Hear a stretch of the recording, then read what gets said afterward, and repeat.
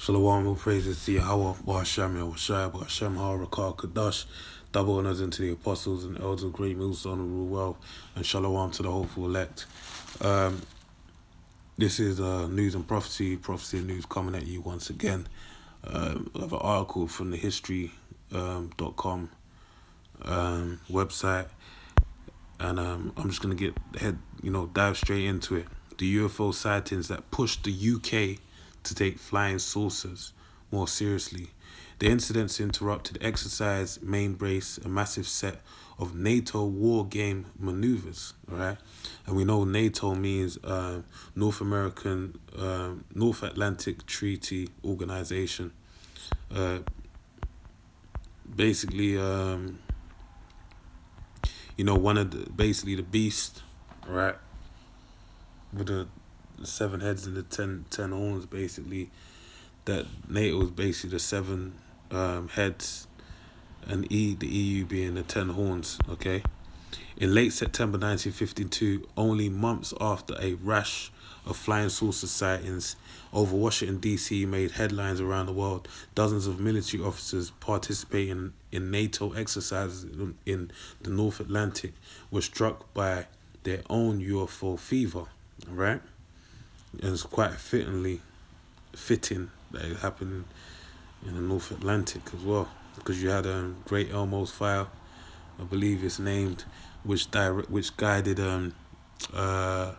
Christopher Columbus, who, as history knows him, to the Americas to so-called discover it and to subjugate the North American Indians, being the tribe of Gad, the Kingdom of Israel, all the so-called Native American Indians, and to basically, murdering them and slaying them and taking their lands and all their possessions before they took Judah, Benjamin, Levi, Jake over into that land to become slaves.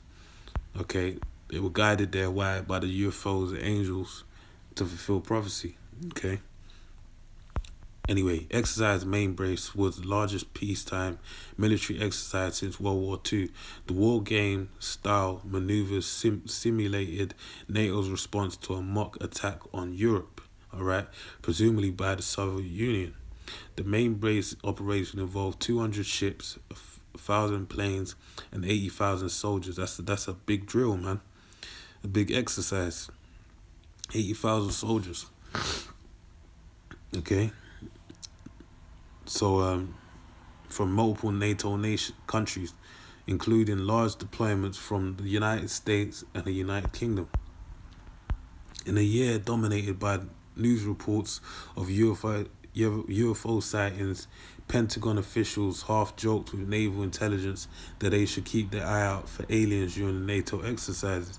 So they'll be very lighthearted about the idea of UFOs making an appearance, says Edward Ruppelt, the U.S. Air Force captain in charge of the top-secret Project Blue Book UFO investigations. As it turns out, they weren't off base.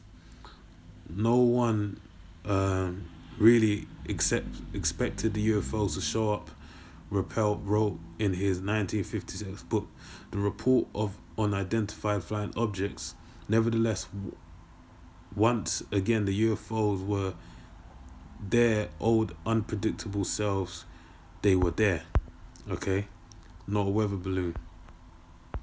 Okay, the first main brace encounter came on September 13th when the captain and crew of a Danish destroyer spotted a triangular-shaped object moving through the night sky at alarming speeds. The unidentified craft emitted a blue glow and was esteemed by Lieutenant Commander Schmidt Jensen to be traveling upward of 900 miles per hour, right? And that's the thing about the chariots of the Most High Power. They defy all the laws of physics that Esau outlined and how his crafts maneuver. Alright, they move at high speeds and unorthodox, make unorthodox turns. They can turn at high speeds and all that kind of stuff. Alright, on September 20th, an American newspaper reporter named Wallace Litwin was aboard the USS Franklin D. Roosevelt, an aircraft carrier, participating in the main brace exercises when he saw a commotion on deck. Several pilots and flight crew members pointing at a silver sphere in the sky that appeared to be following the fleet. All right, so it seems like the chariots were menacing this exercise. Litwin quickly shot 4-color photos of the round object, which he assumed was a weather balloon. In a letter to a UFO investigator years later, Litwin recounts that he went below deck and joked with fellow newspaper correspondents that he had just shot a flying saucer. This caught the attention of the ship's executive officer, who informed Litwin that no weather balloons have been released that day. The officer had then radioed the Midway, the only other ship in the vicinity, which also confirmed that no weather balloons were in the air or unaccounted for. In other words, the skies above this NATO fleet were very carefully observed and nothing flew around overhead unobserved, wrote Litwin. But I knew that I had taken a picture of what looked like a ping pong ball 10 feet above my head. Alright? Rappelt and the Project Blue Book team followed up with Navy and interviewed members of the flight deck crew. Some dismissed it as a weather balloon, while others had their doubts. Okay? Now they told you they had a whole, this exercise was going on, alright? And they had to be we're talking about 80,000 bloody troops in the North Atlantic actively training for the Soviet Union. We're heading into the times of the Cold War, all right? Where they had to be very mindful of who was in the skies. Because remember, you had the German scientists, the wise men of the wise men of Tiemann, basically, Esau's wise men, the Germans, going back to Nazi Germany, that were divided between the Americans and the Russians. And basically, they were in an arms race, so to speak, heading to space, outdoing each other in various forms of technology, aircrafts and whatnot. They're really going to be very mindful of who they let fly around in the skies of that drill with 80,000 soldiers. And they were told that, look, there's Nike in the sky. But still, unwillingly, they didn't want to believe that this unidentified flying object was indeed an unidentified flying object, because it was told that there shouldn't be nothing flying there. So with that being said, it's unidentified because no one can make account for it. But still, you have people hard-headed that they didn't want to believe it.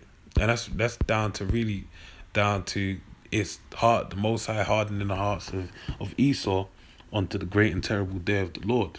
All right? So, reading on. It was traveling too fast, and although it resembled a balloon in some ways, wrote Rappelt, it was far from being identical to the hundreds of balloons that the crew had seen the aerologists launch. The top cliff sighting, faster than a shooting star. Alright, the most perplexing sighting, the one that may have single-handedly relaunched the British military's interest in UFOs, was reported by a half-dozen RAF, Royal Air Force officers and air crew based Topcliffe, Yorkshire, in Topcliffe, Yorkshire, England. Okay, it took place on September 19th as a British Meteor fighter jet was returning to the Topcliffe airfield for exercises over the North Sea. When the plane had descended to 5,000 feet, crew on the ground spotted a silvery circular object traveling several thousand feet above the meteor, but on its same trajectory. In a report preserved in the National Archives, RAF Flight Lieutenant John Kilburn of 269 Squadron said the object then began to descend toward the meteor, swinging in a perpendicular motion. Bloody hell. Similar to a falling sycamore leaf. All right. I gotta read that again because in my mind I'm trying to imagine that shit. All right. So it says um one second, one second.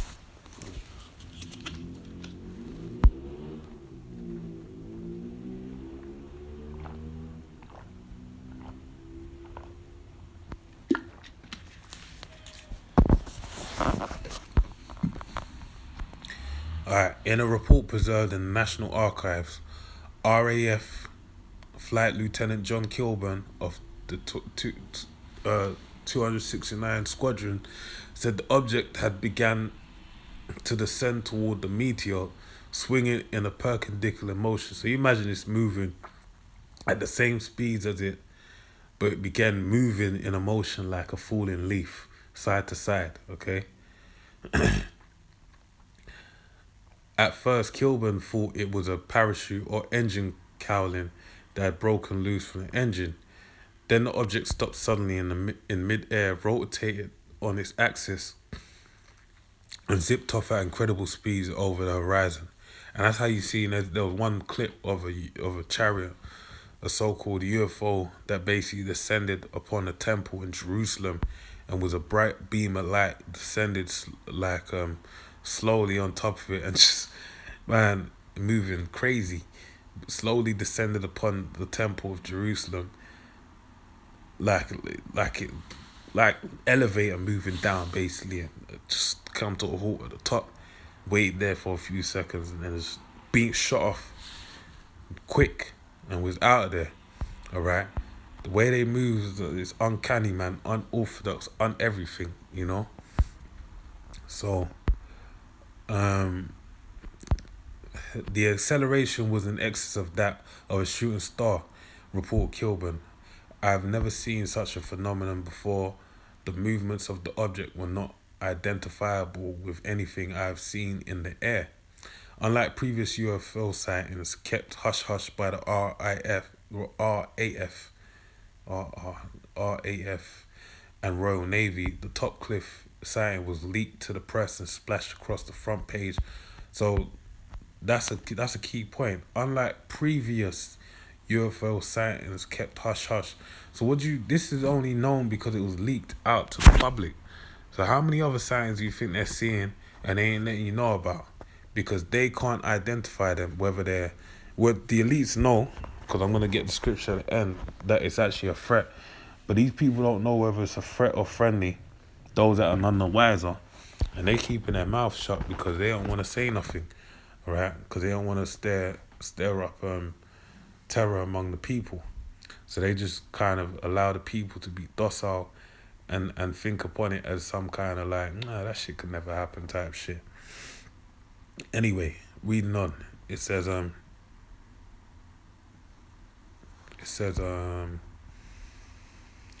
splash across the front page of Sunday newspapers, saucer chase RAF jet plane, reported the Sunday Dispatch with a photo of 5 of the airmen, including Kilburn. Alright.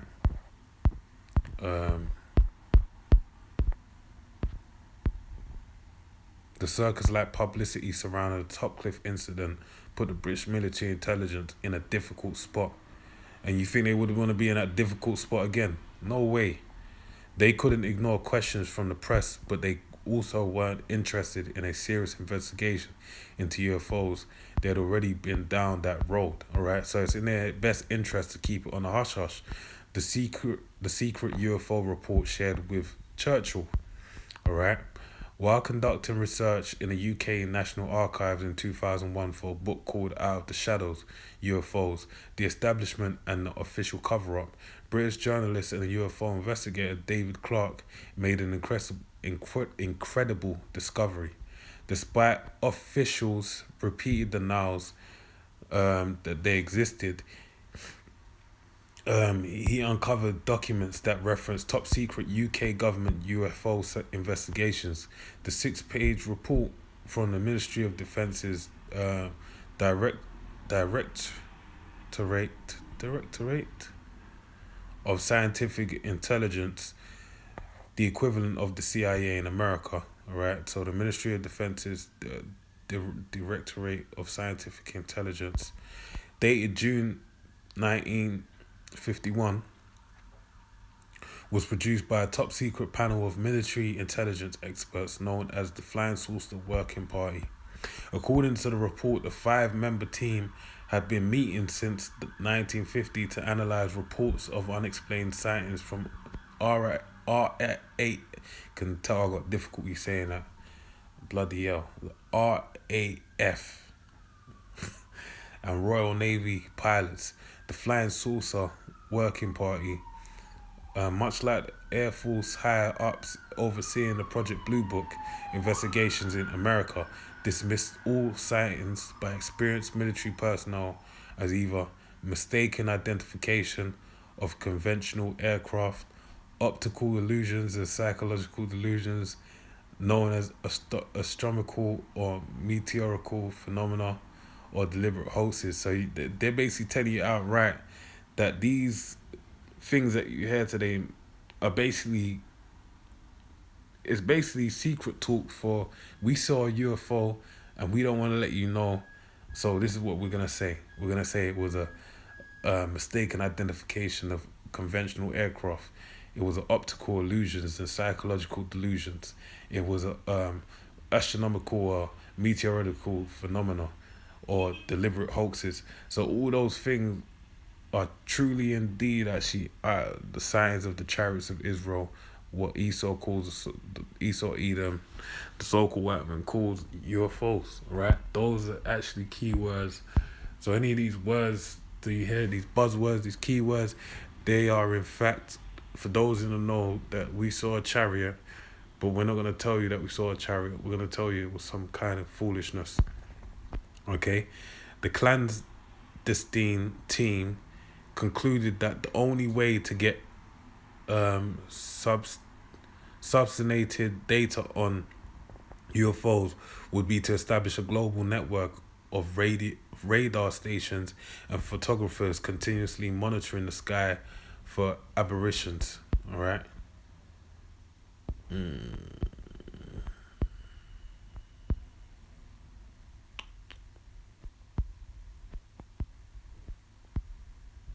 Okay.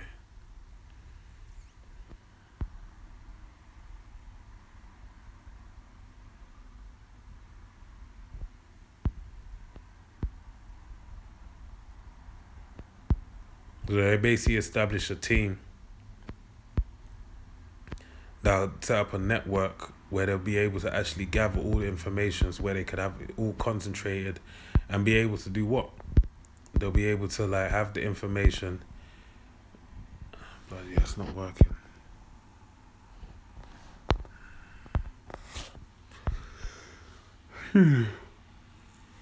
Have a team, establish it to basically gather all the information so they can use it at their own perusal. We should regard this on the evidence so far available as a singular, profitless enterprise. They wrote, we accordingly recommended very strongly that no further investigation of reported mysterious aerial phenomena be undertaken, unless and until some material evidence becomes available. This was a conclusion shared with the Winston Churchill when he fired off a memo in the summer of 1952, reading, what does all the stuff about flying saucers amount to? What can it mean? What is the truth? Good question. Let me have a report at your convenience. Churchill was shown a top secret report on the topic of UFO investigations was briefly laid to rest. That is until exercise Mainbrace. Alright? Mainbrace revives British UFO investigations, sort of. The wake of Topcliffe sighting and resulting newspaper coverage, the British military intelligence was forced to officially recognize the UFO according to Rappelt, the Project Blue Book. In 1953, the British Air Ministry established a UFO desk within the Deputy Directorate of Intelligence, known cryptically as AI3. Okay. From then on, an unexplained All unexplained sightings by British military personnel will be controlled internally, classified as restricted, and not shared with the press. So now they had they structured a way for them to gather all that information about the sightings of the chariots. All right, and this goes back to when 1953. So we're talking about almost what in excess of just shy of 70 years. All right, shy of 70 years by three, so 67 years basically. Clark, for one, isn't surprised that the dozens of sailors and airmen spotted unidentified and unexplainable aerial phenomena during 2 weeks of high stakes exercises. You have all these military personnel and on high alert looking for potential intruder aircraft. He says there's a good chance that they're not going to see things that might have otherwise been ignored. As to the seriousness of the British military's investigations into Topcliffe and later UFO sightings, Clark cites a newspaper clipping published months after main base exercises where a reporter pressed an air ministry official for the results of their investigation.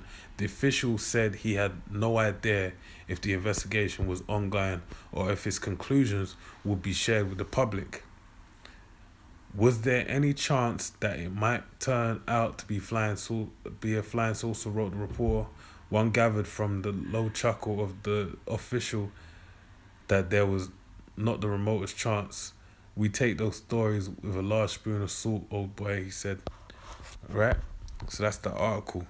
So that's a little bit of a backdrop, a little history into the sightings of the chariots of Israel in the UK as far as Esau Edom's history is concerned. But the key point is that it started off with NATO, alright? So let me use this scripture to embody it all.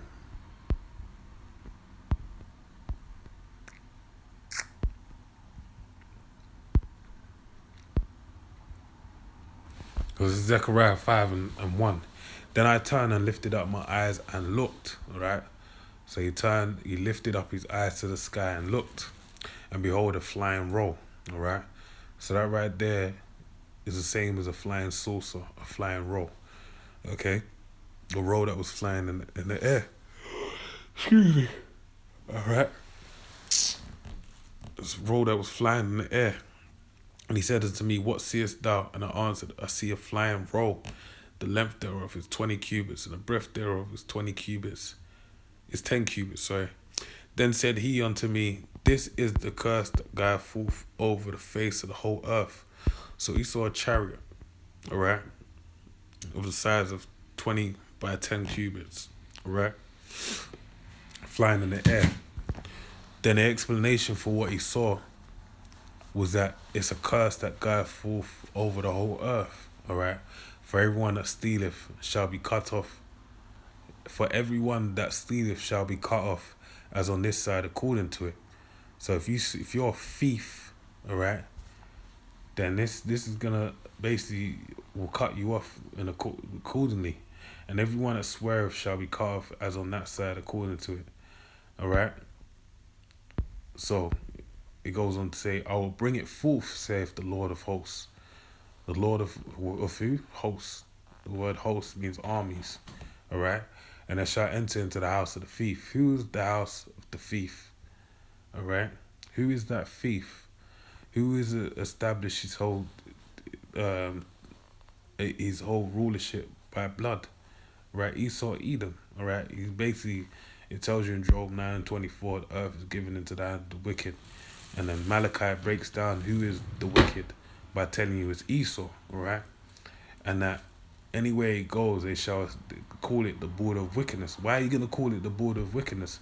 Because all forms of wickedness are taking part in that place. Murderings, theft, okay, lying, all forms of wickedness take place within these borderlands. And that's why you have the world as it is today, because of lack of righteousness upon the earth. All right, in every space of this earth where he rules, that's basically what's going on, right?